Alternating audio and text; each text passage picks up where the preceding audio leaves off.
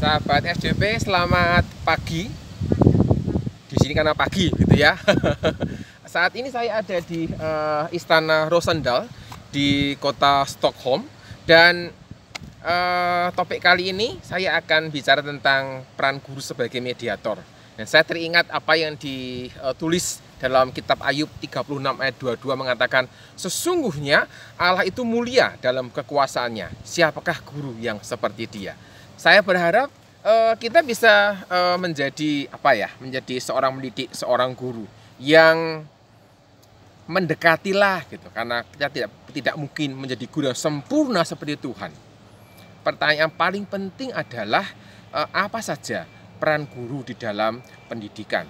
Rata-rata orang berpikir bahwa peran guru ya mengajar, memberikan ilmu kepada siswanya dan sebagainya. Apakah hanya terbatas pada itu saja? Dan ini menjadi bagian yang menarik untuk kita bicarakan, karena cukup banyak orang yang berpikir secara terbatas. Jika Anda menyaksikan saya pertama kali, itu berarti pertama kali juga Anda mampir ke kanal seputar dunia pendidikan yang memang saya buat untuk bersama-sama kita bisa membangun pendidikan yang lebih baik di Indonesia. Karena pendidikan buat saya bukan sekedar urusan pemerintah, tetapi juga bagian dari kontribusi masyarakat. Jadi tunggu apa lagi? Silakan daftar, ikuti kanal ini supaya kita bisa saling berbagi, saling belajar, dan tentu saja kita juga akan mendapatkan hal-hal yang selalu baru, gitu ya.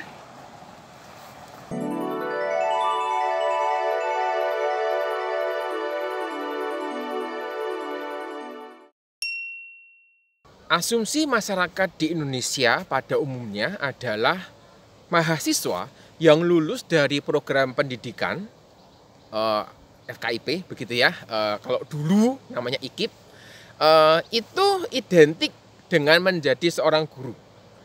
Tetapi kenyataan di lapangan berkata berbeda, karena apa? Sebenarnya lulusan prodi pendidikan yang menyandang gelar sarjana pendidikan bukanlah otomatis bisa menjadi seorang guru. Mereka belajar ilmu pendidikan, pedagogi, pendekatan siswa, psikologi anak, penguasaan materi terkait dengan apa yang akan diajarkan gitu. Tetapi sebenarnya gitu ya, mereka bukan belajar untuk menjadi guru. Jadi ini merupakan satu koreksi gitu ya, yang kita bersama-sama bisa pegang gitu ya, bahwa penyandang gelar sarjana pendidikan tidak otomatis menjadi guru. Karena cukup banyak pertanyaan masuk di Quora menanyakan, saya ini lulusan program pendidikan gitu. Apakah saya harus menjadi guru? Apakah ada karir lain selain menjadi seorang guru? Masa kuliah di prodi pendidikan lebih fokus ke ilmu tentang pendidikan, ilmu tentang mendidik anak, ilmu tentang mengajar, bagaimana pendekatan, gaya belajar dan sebagainya. Dan hal-hal praktis seputar mengajar, cara berbicara kepada anak, cara untuk memancing anak untuk berpikir sebagainya, itu hanya sebuah pelengkap. Dan disinilah sebenarnya setiap mahasiswa yang belajar di program studi pendidikan, mereka harus mengembangkan diri. Artinya apa? Mengembangkan diri di luar ilmu pendidikan yang diberikan secara teoritis di dalam masa perkuliahan. Pastinya terlalu banyak begitu ya. Pertanyaannya adalah apa saja yang harus dikembangkan. Saya akan sampaikan beberapa hal yang semoga bisa membantu sahabat SDP, khususnya yang sekarang ini berprofesi sebagai guru atau dosen pendidik pada umumnya. Kenapa? Karena hal praktis ini merupakan hal-hal yang pertama tidak disadari secara umum oleh masyarakat luas, kemudian juga tidak diberikan porsinya secara khusus ketika belajar di program pendidikan. Yang pertama jelas bahwa peran sebagai seorang edukator ya. Jadi ini semua belakangnya or gitu. Edukator atau pendidik. Edukator atau pendidik artinya menjadi seorang guru atau menjadi dosen misalnya. dan ini menjadi fokus selama perkuliahan di program studi kependidikan. Tetapi hanya sebatas apa ya?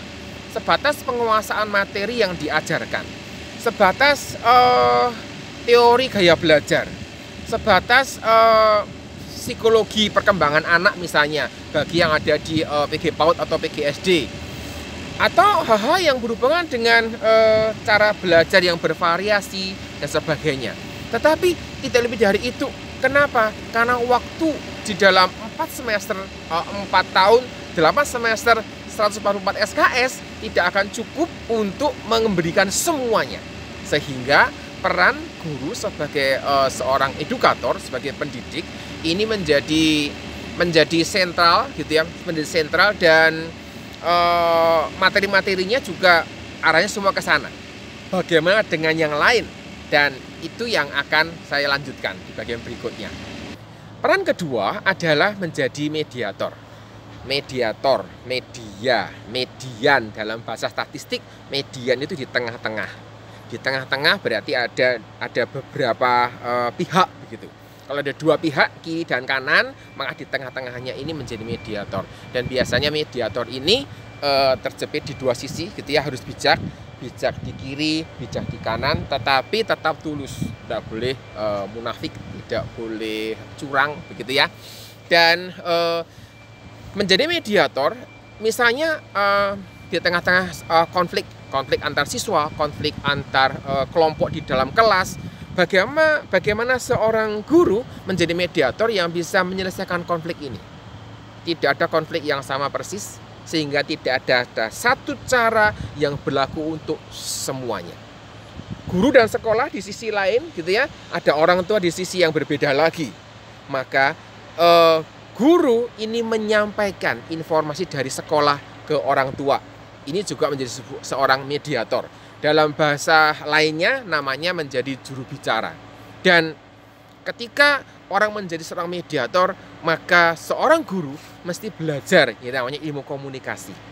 Bagaimana cara menyampaikan informasi dengan tepat, bagaimana menyajikan informasi yang rumit ini gitu ya menjadi sederhana, mudah ditangkap dan sebagainya. Sebagai mediator yang menengahi konflik, mesti juga mengerti tentang konsep dasar konseling, konsep dasar mendengarkan dan sebagainya. Tidak mudah, tetapi ini menjadi salah satu peran guru yang cukup penting di sekolah. Sehingga mungkin gitu ya, bukan mungkin. Sehingga kita perlu mengembangkan ke arah itu juga. Peran berikutnya adalah sebagai seorang fasilitator gitu ya. Orang mengatakan fasilitator dengan edukator sama dong.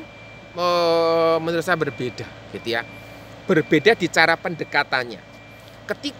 Ketika seorang guru ini mengajar di kelas gitu ya, mengajar di kelas, terutama untuk kelas-kelas SD begitu, lebih banyak ke sisi edukatornya. Tetapi ketika masuk di level SMP, SMA, masuk di level kuliah yang namanya dosen begitu, sudah berbeda. Perannya bukan sebagai edukator, tetapi juga sebagai fasilitator. Artinya orang yang memfasilitasi, orang yang menyediakan proses belajar, orang yang menyiapkan proses berpikir supaya siswa bisa belajar dengan baik. Dan ini menurut saya suatu proses yang tidak mudah. Tidak mudah menjadi seorang fasilitator. Kenapa? Karena biasanya sebagai seorang edukator, guru itu tergoda untuk cepat memberikan jawabannya, tetapi tidak memberikan tuntunannya supaya siswa bisa berpikir dengan baik. Memberikan tuntunan ini memang lebih repot. Tetapi menurut saya ada cara yang benar supaya menyiapkan setiap peserta didik menjadi pribadi yang siap belajar secara dewasa. Lebih mudah memberikan jawaban langsung, lebih mudah memberikan langkah-langkah langsung menyelesaikan sebuah permasalahan daripada menuntun mereka untuk menemukannya sendiri. Dan ketika seorang guru memberikan peran sebagai fasilitator secara perlahan, maka siswa ini disiapkan menjadi seorang pembelajar yang mandiri. Dan ini penting untuk kehidupan di masa yang akan datang. Lalu peran sebagai seorang motivator. Sebagai seorang motivator,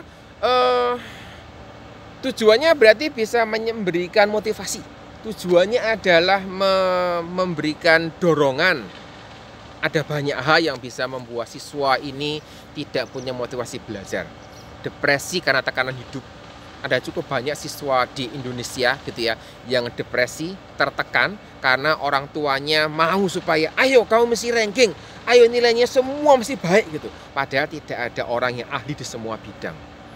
Mereka yang peraih ranking mulai dari kelas 1 SD sampai kelas 3 SMA pun ketika mereka lulus SMA mereka harus memilih bidang apa yang mereka tekuni. Kenapa?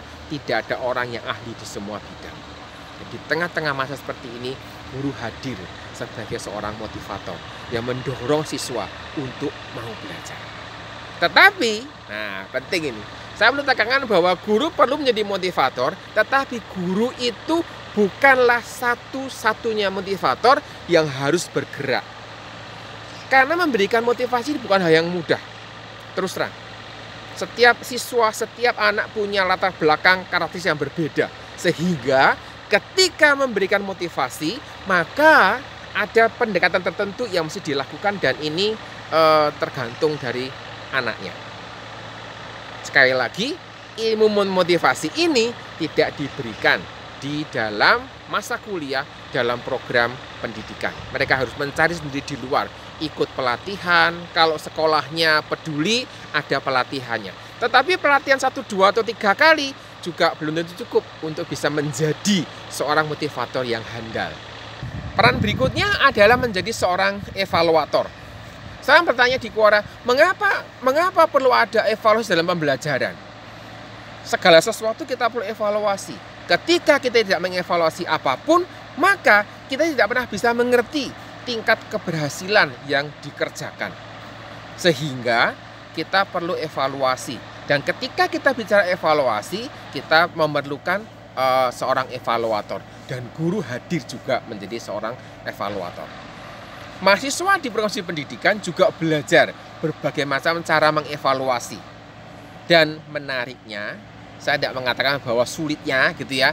Menariknya adalah cara mengevaluasi ini terus berkembang sesuai dengan perkembangan zaman. Sesuai dengan tingkat pemahaman manusia terhadap perkembangan psikologi anak misalnya. Ada perkembangannya. Dan cukup banyak metode evaluasi yang beredar saat ini yang kita bisa perdebatkan begitu. Menurut saya bukan bagaimana kita mendebatkan mana yang terbaik, karena tidak ada satupun metode evaluasi yang benar-benar satu buat semuanya. Maka seorang guru mesti memilih metode evaluasi apa yang tepat. Seorang guru harus menetapkan cara mengevaluasi yang tepat sehingga hasilnya itu bisa benar-benar menggambarkan proses yang ada. Dan terlebih ketika hasilnya itu keluar, bisa dipakai untuk memperbaiki proses pendidikan yang sudah disampaikan. Hal paling penting yang menjadi penutup bagian ini adalah apakah masih ada orang yang meremehkan profesi guru. Saya cukup sedih membaca sebuah pertanyaan. Katanya guru hanya modal gitu. Kenapa? Karena diasumsikan menjadi guru itu mudah. Dengan berbagai macam peran yang ada, mediator, edukator, fasilitator, motivator, dan sebagainya, evaluator juga. Cukup rumit gitu. Ada banyak hal yang mesti diselesaikan. Jadi, ketika ada orang yang meremehkan profesi guru, menganggap guru itu gampang kok gitu, hanya ngomong aja gitu. Silakan. Anda datang ke sebuah sekolah, ngomong saya mau ngicipin jadi guru selama 1-2 minggu, masuk di kelas, minta kelas yang normal aja deh gitu ya. Jangan minta kelas yang mungkin khusus diatur, kelas yang biasa saja gitu.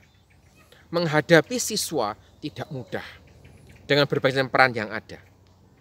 Orang yang tidak percaya silakan mencoba.